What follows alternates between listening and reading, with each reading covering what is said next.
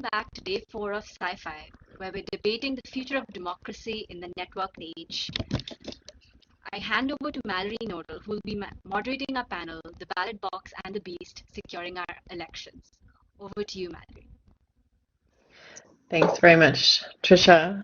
Welcome, everyone. Welcome to our panelists.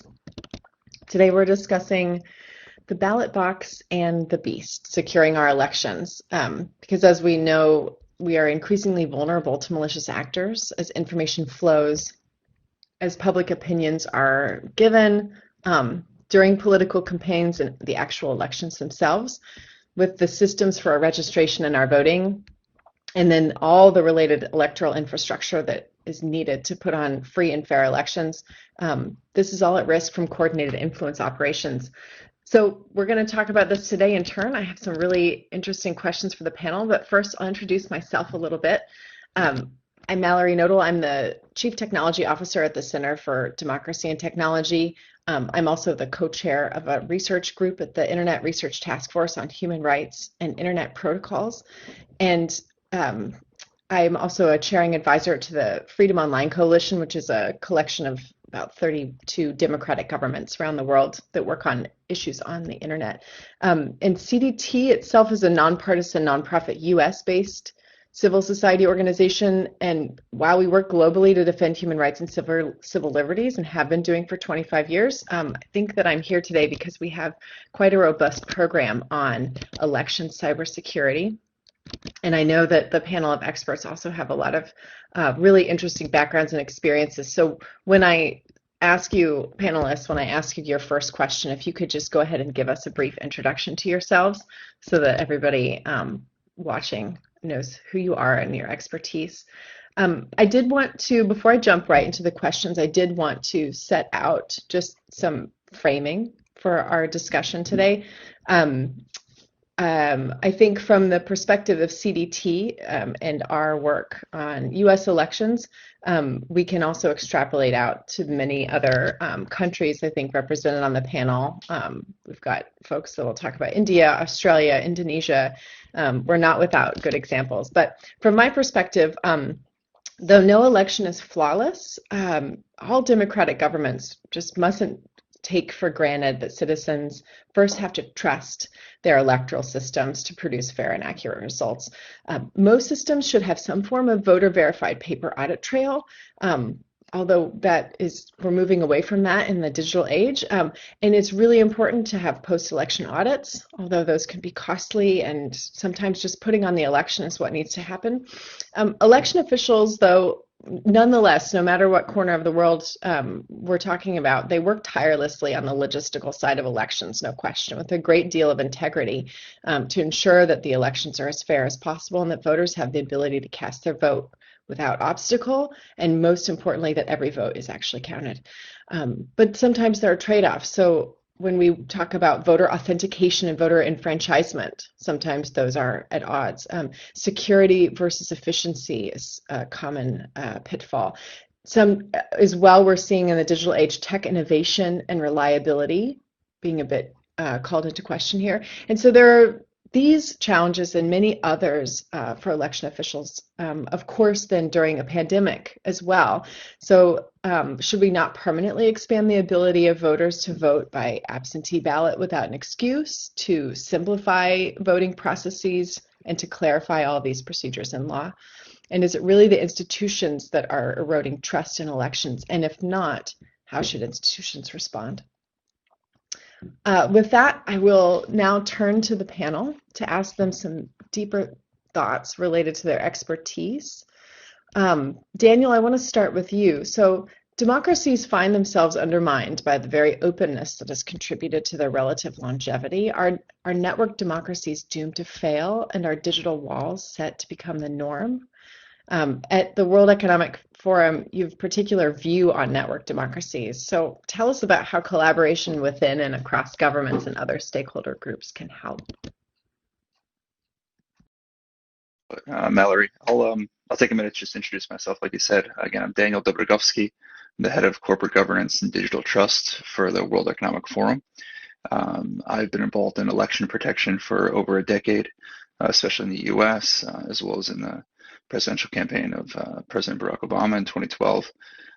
Since then, focused a lot on internet rights and developing especially cybersecurity and cyber resilience programs globally for governments and for some of the largest companies in the world, along with the World Economic Forum.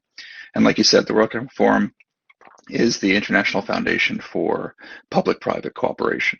So we definitely have clear views on how we can solve some of these large public goods challenges. And I think that ensuring the safety and security of our networks writ large is one of those clear public goods challenges, and that transfers over to ensuring that the systems we use to protect democracy are equally protected. So I think, the short answer to your question is no, I don't think that network democracies are doomed. But I do think that we need to do a lot to make that a reality. I think democracy itself is at once fragile and very strong. It's fragile in that it needs every actor to take part, and especially in a networked age, everyone's connected, every risk is shared. So we all need to do our part to support these institutions and democracy itself. But it's strong in its history. I think we faced down other challenges before. We faced down fascism, authoritarianism, and democracy has come out on top. So I think that in this case, the challenge is what I like to refer to as the digital disruption of democracy. And I think in order to overcome it, we need to do two things. One is understand the risks that new technologies bring. Every time we implement a new technology, we're making decisions, implicit or not, about those risks. And every time we use it as part of the voting process, we're making decisions about those risks, and not deciding to mitigate a risk is still a decision. So that's the first step, understanding those risks. And you mentioned risk limiting audits and those sorts of mechanisms, and those are absolutely something that we need to do in order to make sure we're strengthening democracy in sort of a networked age. And the second thing, and this kind of flows from where I sit at the World Economic Forum, is we need to work together. Cooperation is absolutely key, and that means cooperation between democratic institutions. It also means cooperation with the private sector. There have been companies that have gone through their own digital transformations, digital disruptions, and there's a lot of hard-won lessons there that I think we can take over into the democratic space. We can use those to support these institutions that we rely on. So I think that's the answer. We're not doomed. There's a lot of hope, I think, for democracy, and I think that's what we're talking about here. But there's a lot of work that we all have to do. So it's kind of all hands on deck. Thanks very much. I want to drill down on the theme of trust. It's so very important. Elections are an exercise in trust. They're trust in institutions, in the candidates, in the sanctity of the vote. Yet the perfect storm of factors like electronic voting machines, hacking, deep fakes, malicious interferences, and more have broken this fundamental trust that citizens must place in elections. So how do governments and communities go about rebuilding these bridges? I have a couple of questions. I want to bring in Nikhil first to describe to us the main issues at the intersection of data protection and secure elections, as that seems to be quite an underpinning theme. Thanks, Mallory. Hi, everyone. I'm Nikhil Pahwa. I'm the founder of Medianama. I've been a journalist reporting on the technology space in India for almost 15 years now. And I've seen the growth of India's internet ecosystem from about 35 million users to about over 500 million users now. And one of the things that we're seeing is that digital is at the heart of not just elections, but also the heart of most of governance in India. India's got a very, very strong push for digitization. And digital seems to be the way to go for payments and many other aspects of our lives now. And that's only been accelerated by the pandemic. India has been facing challenges with the misuse of the digital space during elections for quite a while now. But it's also benefited from the use of digital. Prime Minister Narendra Modi first got elected on using the social media and digital platforms to reach out directly to electorate. And what it seems now is that we are almost always in election mode, where almost the campaigns are taking place perpetually. And the main challenge that we face here is the fact that you know, democratic decisions can be influenced using social media platforms, but also through entities that are also collecting data. And which is why, to my mind, data protection is also a key component of safeguarding elections. India still doesn't have a data protection law, but I do believe that all entities that collect data, including political parties and especially political parties, must be governed by a data protection law. And there needs to be transparency and accountability of political entities in terms of how they use data, where they collect data from, how they profile citizens, whether there is are certain sensitive attributes that are being allotted to specific citizens, and how targeting is done. That isn't it isn't just non-state actors, which or it isn't just non-Indian actors that use data for targeting. And we have seen misinformation and specifically disinformation campaigns run through the year in India. And so I think as citizens, it's important for us to know what data has been collected about us by various entities, how they have profiled us, how have they segmented us, and also give us the opportunity to delete that data if we so wish, if we don't wish to be profiled by entities and don't wish to be targeted by entities. I think platforms have made some particular moves in India in order to address disinformation campaigns. One that I particularly remember has been by WhatsApp around velocity of messaging, because while most of the conversation globally is focused on Facebook, in India it is WhatsApp which is a primary mode for targeting voters and targeting citizens. And this is done through a waterfall effect, where there are call center-like operations of individuals who target specific mobile numbers with messages, specific groups with messages, and it goes from person to person, group to group, and spreads. And quite often, much of this information is dark, in the sense it's not publicly available or accessible, and therefore it's difficult to debunk as well. This particular mechanism is very, very tricky to deal with when it comes to safeguarding elections, and which is why it's important for us to know, for example, who has collected information about us, including our mobile numbers. And so I think particularly during elections, we do need a situation where there is an option for citizens for data deletion so that they are not targeted, for transparency and accountability, not just of political advertising on social media platforms, but also in terms of transparency and accountability of social media activity when there's targeting using data. So I think data protection is something that's not yet a part of the global conversation when it comes to targeting elections, but I think it should be.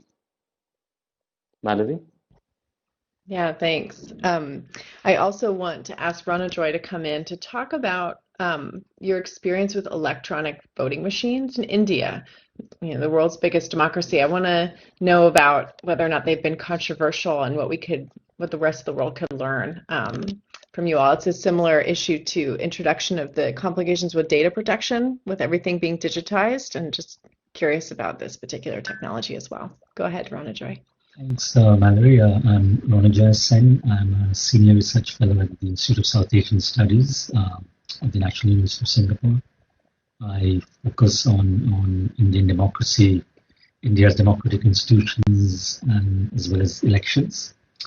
So to quickly answer your question on the electronic voting machines or the EVMs, the EVMs surprisingly actually have been remarkably uncontroversial in India, given India's size, complexity, a huge number of eligible voters. In fact, in the last general election, 2019, we had around 900 million eligible voters, and and roughly I think 4 million EVMs being used. Of course, everything in India, the scale is just immense. And in fact, the electoral process was far more controversial in the pre-EVM age, I might say. And during my journalistic days, it was quite some time back. I recall in the late 90s, early 2000s, when I did cover elections in my home state of West Bengal, I vividly recall instances of booth capturing, ballot stuffing, when elections were on. In fact, there was a term which was used to describe the rigging by the then communist government in West Bengal. It was called scientific rigging, because it had been the rigging had been sort of toned down to a science. But I think research, by and large, has shown that the electoral voting machines in India has reduced electoral fraud, as well as reduced human error, and has generally been beneficial for Indian democracy. The EVMs have been in use from 2004 elections, and since then, by and large, all elections have been, the actual physical ballots have been done away with. A new generation of EVMs, in fact, were developed in 2011, where what you mentioned, the voter verified paper audit trail, the VVPAT, was introduced, which made it easier to verify and audit the voting if it was challenged. And since 2015, all the state or the provincial elections have been using the paper trails. In fact, in 2019, the Supreme Court intervened and asked the powerful election commission to increase the VVPAT count in response to opposition challenges and concerns. Although all the machines are not audited, I think the Supreme Court had said that I think 5 randomly selected EVMs in each assembly segment, which amounted, I think, to maybe 20 or 21,000 EVMs for the entire election. It's a small sample, but it was implemented. But I must also caution that from time to time, doubts have been raised about these machines. Usually, it's by the political parties that have lost the elections, which have alleged that these machines can be hacked into and the ballots rigged. But experts, and here I'm talking about sort of technical experts who sort of deal with these machines, have said that it would actually require hacking into tens of thousands of these machines, and on a scale that would be quite difficult to sustain, because these are all individual battery-operated machines, so they're not linked to a central grid or an operating system. So these are fairly simple machines, and to hack them on a scale so as to sort of queer the election results would consume a lot of time and effort. In fact, in 2017, the Election Commission had challenged critics and dared them to hack the EVM in what was, I think, called a hackathon. I think 2 political parties accepted the challenge, but they eventually backed out. So in that sense, no one's really, although there have been conspiracy theories, people have raised doubts, and people have said that it is of course possible to hack them. But I think by and large, I think there's a consensus that it has worked reasonably well. And my final point, I don't want to take up more time, I think leaving aside the technicalities of the EVMs, I think the lack of controversy over the electoral process has something to do with the credibility of the Election Commission, which is very powerful, and also one of the more credible institutions in India as of now. Generally, there has been an erosion, one might say, over the last few years in the credibility of institutions in India in general, but the Election Commission still has a good deal of credibility. And my belief is that as long as the Election Commission, the EC, has this trust in both from the political parties as well as the electorate and voters in general, I think the voting system and the EVMs will also have credibility. And besides the EC, I would also say India's centralized federalism, the very powerful judiciary, including Supreme Court, as well as a vigilant media, which Nikhil is a prominent member, I think has also helped build trust in these institutions. Thank you. Thank you for that, Ronojoy. Switching now to talking a bit more about solutions. We want to know what safeguards must democratic societies adopt to protect the sanctity of elections? What are the roles of different stakeholder groups in securing elections? So I think we want to hear specifically right now from Diah, if you could talk about what you're seeing in Indonesia, especially around, I know you'll talk about disinformation and problems, but also if you can bring us back to safeguards that you've seen. I know we've already mentioned disinformation once, but we'd love to hear about the Indonesian context. Yeah, thank you, Mallory. So, my name is Diah. I'm a lecturer at Communication Department, Universitas Gajah Mada, and also a researcher in Center for Digital Society. So recently, the center has just launched a policy recommendation about the loopholes on the existing election regulations in Indonesia. So today, I'm going to speak few points about the policy recommendations. I think the main issue here is lesson learned, some of lesson learned from social media campaign in Indonesia general election in 2019.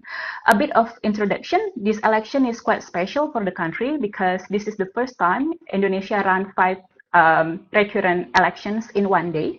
So each of the voters have to elect 5 different political candidates, namely president and vice presidents, House of Representatives, regional, provincial, as well as regency legislative council.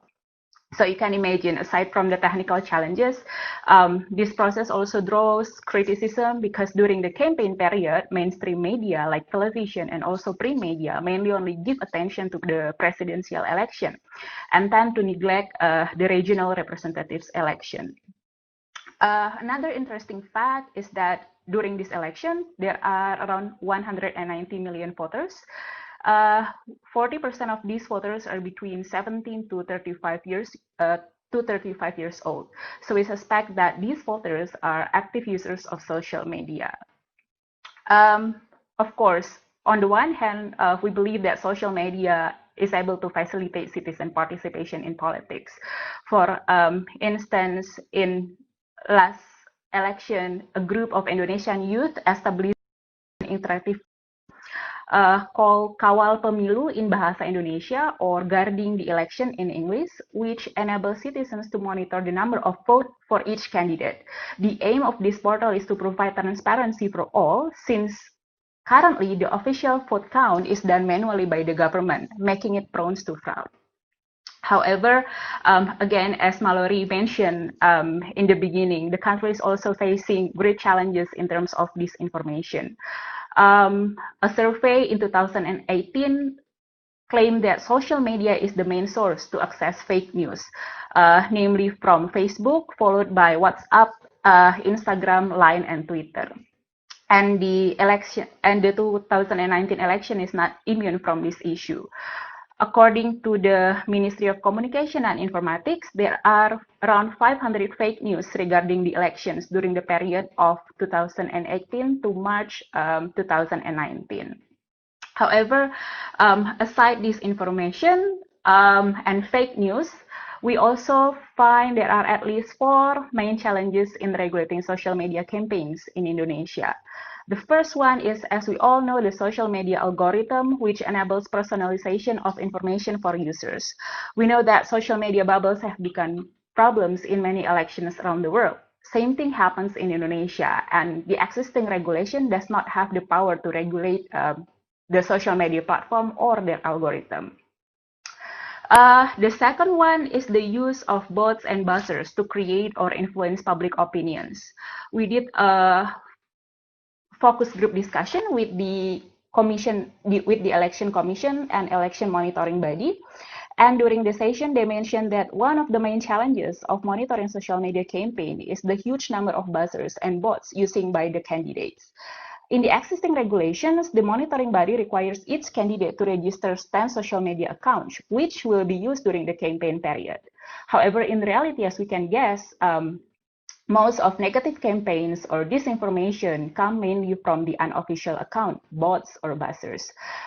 For sure, it is nearly impossible for the monitoring body to monitor all of these accounts due to limited resources. Also, another problem is there is a blurry line. When can one account can be categorized as a buzzer, and when can one account can be considered as a citizen who exercise their rights of freedom of speech? The third issue that Indonesia is currently facing is the transparency of the campaign funding.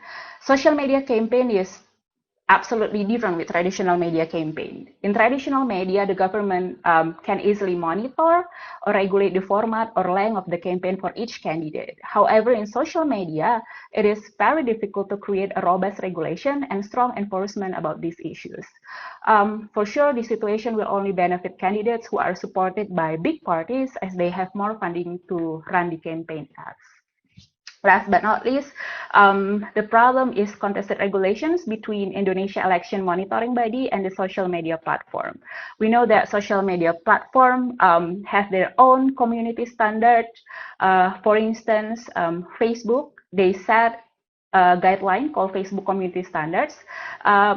It said that Facebook allows satire jokes toward the government and will only take down content if it attacks individuals.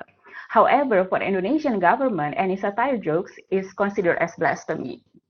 In this digital world, it seems like social media company has more power compared to the government, and therefore they also have huge responsibility in responding to these issues.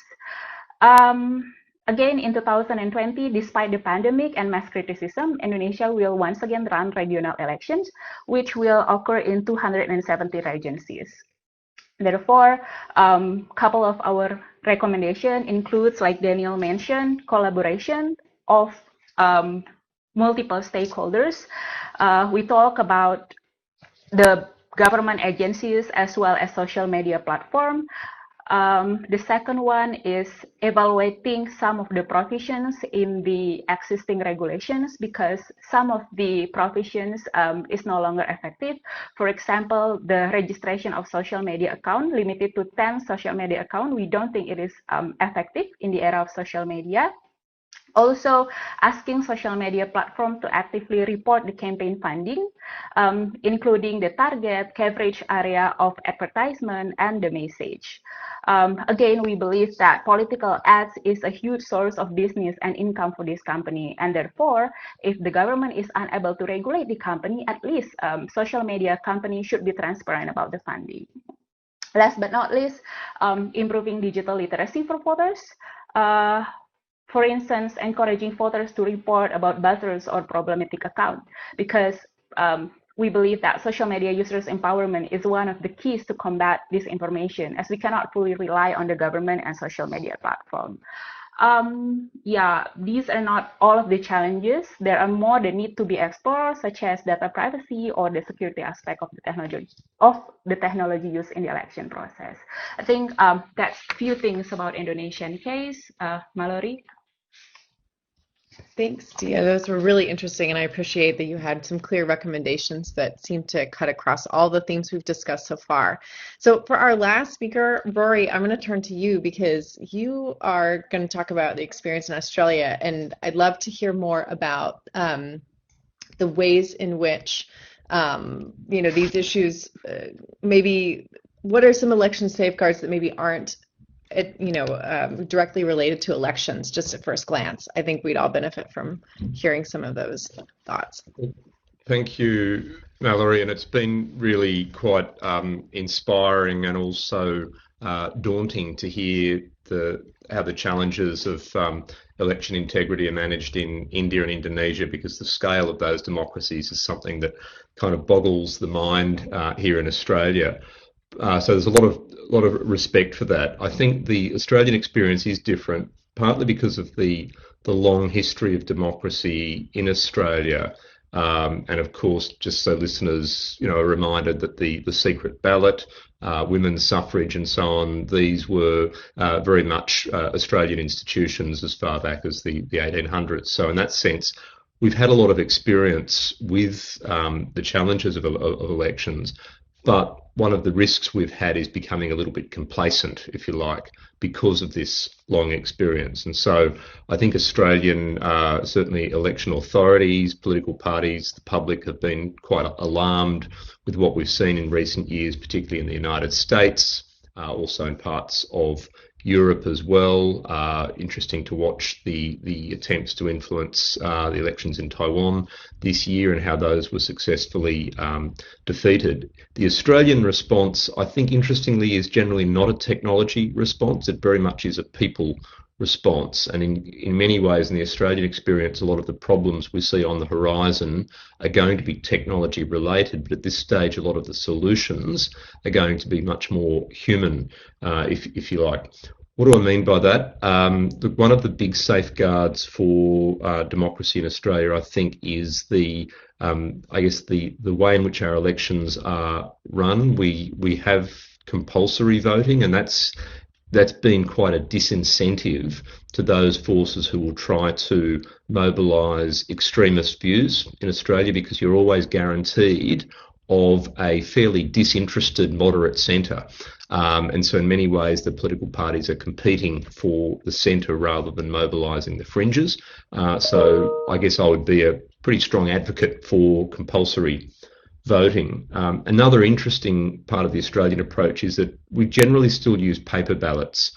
And I appreciate that with the scale of the challenge, particularly in India, there are good arguments for electronic voting machines, and I've seen that firsthand when I was a diplomat in India, and generally I think it's very effective. But Australia generally sticks with paper ballots, and yes, that's very labour intensive. It's also cyber resilient, I guess, in its way. What are the challenges that we see coming up? I think a lot of them, as you alluded to, Mallory, are not about the election campaigns themselves or the operation of election campaigns themselves, but about the seeding of the minds of voters in between election campaigns with misinformation, with foreign influence and interference campaigns. And that's where we're being pretty vigilant. There have been cyber attacks on Australian political parties and on the Australian Parliament, and I don't think I need to speculate too overtly about the kinds of places those attacks might have come from. I think that what we're looking at here now is, in particular in the Australian experience, making our democratic institutions more robust and resilient for the new era.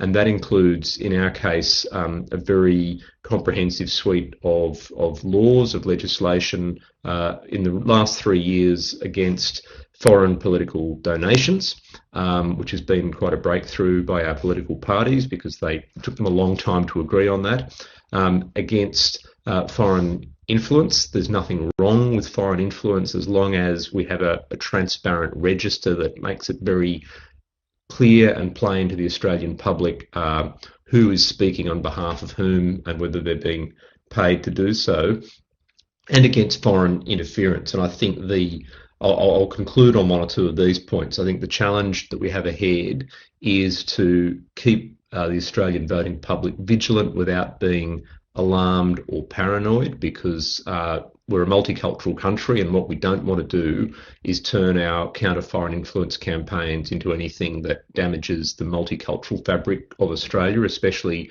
in relation, for example, to our very diverse communities of Chinese origin. I think the Australian Electoral Commission and Australian authorities have looked at a number of campaigns in Europe, for example in Sweden, where there are very active voter education, constant voter education campaigns to compel voters to always think twice about the messages that they're receiving on social media or from other political parties. If it sounds good, it's probably not true, and you should, I think, stop and consider, as the Australian Electoral Commission slogan says. So look, there's nothing very, I guess, spectacular in what I've said there, but I do think it's a pretty good prosaic story about how Australia's coping. But I think one thing that I would close on is that there is, again, a lot of respect for the way in which elections are handled, particularly in India, the independence of the Indian Electoral Commission, the respect with which it's held. We do have an independent Electoral Commission, but I know they look with envy at yours. Thank you. Thanks, Rory. So we have a couple of questions from the audience, and then if there's time, we can all do closing statements. So the first one is for Nikhil. This is about the India's proposed personal data protection bill. The question is around if this proposed bill enables government intervention and strengthens the state, could elections really then be free at all? I think that's a very, very legitimate fear, because what the data protection bill does is it gives wholesale exemptions to the government from the clauses of the bill. However, it's also important to remember that it does include political parties. So even though you may not be able to hold governments accountable for their data collection, if that data is transferred to a political party, and let's not forget, last year in the state of Telangana, there was an allegation that data from the national ID Aadhaar, that data set by the Telangana government was allegedly transferred to the political party that was in power, that used it then to run very highly targeted campaigns. The fact is that the political party would come under the data protection bill, and so therefore they will have to showcase consent for the data collection for each individual. There'll have to be transparency, so citizens can query them to understand what sort of data has been collected about them. And hopefully there will also be data erasure, that citizens can get that data deleted. That is not to say that the state itself shouldn't be governed by the same provisions, because it then ends up strengthening only the political party in power. And so therefore, while this bill is still in discussion, it is not final. I think what would be best for democracy is if the powers of government are also limited by the data protection bill, that there is surveillance reform in place. And frankly, if that doesn't come through, then citizens are well within their rights to challenge the bill on these grounds in courts. And I think those challenges should follow, should the government not put in restraints for its own usage and collection of data. Thanks, Nikhil. The last one is around social media platforms, because we've mentioned this several times in the panel, actually. Diah mentioned it. I think you've all touched on it a little bit with respect to the way information flows and so on. But this is the private sector, right? So how is government to deal with these things? Now, we know that, for example, it was mentioned that in India, WhatsApp elected to slow down the virality of messages, but that was a private sector's decision. That was a private company's decision to intervene. How are governments to deal with this when so much of the campaigning and the information that is disseminated goes out over these private platforms? Anybody can answer that question. I might make one observation, Mallory, and I just realised I don't think I'd introduced myself at the start of my remarks. And so I head the National Security College at the Australian National University, but we're very much engaging with elections now and democracy as intrinsic to our security. The Australian experience, again, has generally been a preference for informal engagement with the private sector, with social media companies. Sometimes codes of conduct sound a pretty weak approach, but generally that's been enough from an election security point of view in Australia. At the same time, the Australian government has demonstrated that it is willing to adopt legislative measures that can be quite harsh at times on things like violent content on social media following the Christchurch massacre. So the companies know in the background there is that option. But again, given our scale, we've been able to adopt generally an informal approach. Great, thank you. Go ahead, Nikhil. So there are three primary challenges, especially with regulating social media. And I guess since most of our communications happens through various social media platforms, there are three key challenges which are very hard for governments to solve. The first challenge is that incorrect information is not necessarily illegal. And it's difficult to come out with laws that might govern someone making a mistake or sharing something mistakenly. The second is that drip feeding polarizing content is not necessarily illegal if it isn't hate speech, if it doesn't necessarily lead to an incitement to violence. And that's where the line for free speech is largely drawn in terms of incitement to violence. The third hard problem is related to how do you ensure that social media platforms, which also enable our speech, also have the power to take down or are held accountable for the speech that they either take down or they are allowed to keep on their platforms. And this has been an issue of much controversy over the last few months in India, where a top Facebook India executive it was alleged that there was an exercise of political bias in allowing certain hate speech to stay up on the platform. So there is a clear gap between the responsibility and the accountability of platforms, and that's what Safe Harbor gives us. I think one solution that governments can adopt to deal with that is to codify community guidelines under law so that they are in consonance with the community guidelines of the country, and that it isn't optional for platforms in terms of how they implement them. That there are the checks and balances have to be enforced.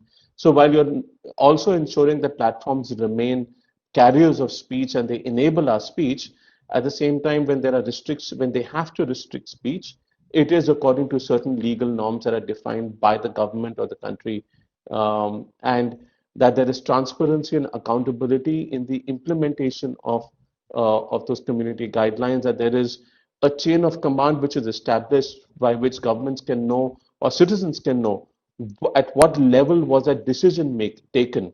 And this is actually a fresh wound for India given the controversy over the last couple of months. And I think perhaps that's the way to go, to enable speech, but also to disable harmful content. Thanks so much to the panelists. We have just a few minutes left for closing remarks, so please keep them as brief as possible. If we were all in person somewhere in the world, we'd be able to go from right to left down the stage, but since we're virtual, I'm not sure how you're arranged or tiled on my screen, but we'll start with Daniel, go to Ronojoy, Diah, Nikhil, and then Rory to finish up. And just thanks again, everyone. This has been very interesting. Right, I think it's my turn. Just want to add that I was talking about the efficacy and the credibility of the Election Commission with regard to the EVMs. I think with regard to some of the issues that Nikhil raised and some of the others on hate speech, on fake news, I think the Election Commission of India has been far less successful. It did put in place something called the Voluntary Code of Ethics for the last general election 2019. I don't think it worked very well, especially with regard to the closed messaging networks like WhatsApp. So I think this is a challenge that's facing all democracies, and there are no easy answers, but I think the Election Commission really needs to sort of step up its game if it has to effectively counter this threat to democracy, unlike the earlier ones. Thank you. Okay, I believe that we all agree that social media raises huge challenges, but also huge opportunities.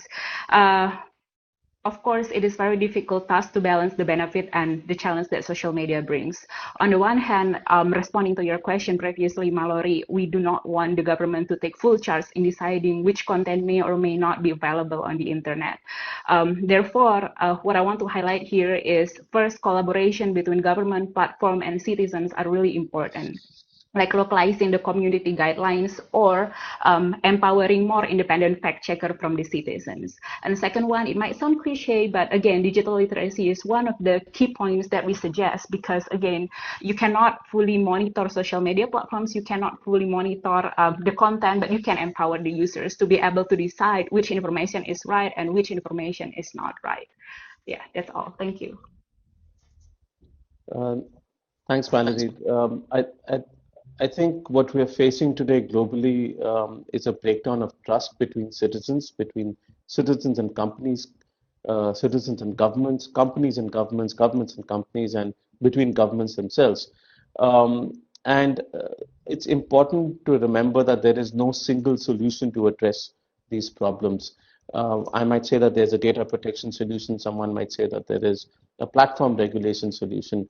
It isn't either or, it is all of them. We need to essentially look at small steps, multiple steps in trying to ensure that there is a semblance of accountability in cyberspace to not just protect elections, but also to protect democracies. Most of my life's work has been around ensuring that there's an internet that is open, fair, competitive, and global. And I'm afraid that the global nature of the internet is under great threat right now. And what's also important is that we all have to solve these problems together. No country will be able to manage it by itself. No platform will be able to manage it by itself. I think we have to remember that we have to trust each other, that our objectives are the same, and then work together to solve these problems. It's not going to be easy, but we don't have an option but to try. I'm just going to give you a sort of a one or two sentence conclusion from me, and that is we haven't, it's in the shortness of time we've had, and it's been a great discussion, we haven't touched on the role of journalism so much, and I think it's really important to emphasise that in some ways, traditional investigative journalism still matters in ensuring election integrity. It's certainly the case in Australia, and it's actually a very low-cost way, to the extent that government can create incentives for it, a very low-cost way of maintaining public vigilance. So I hope to see that survive.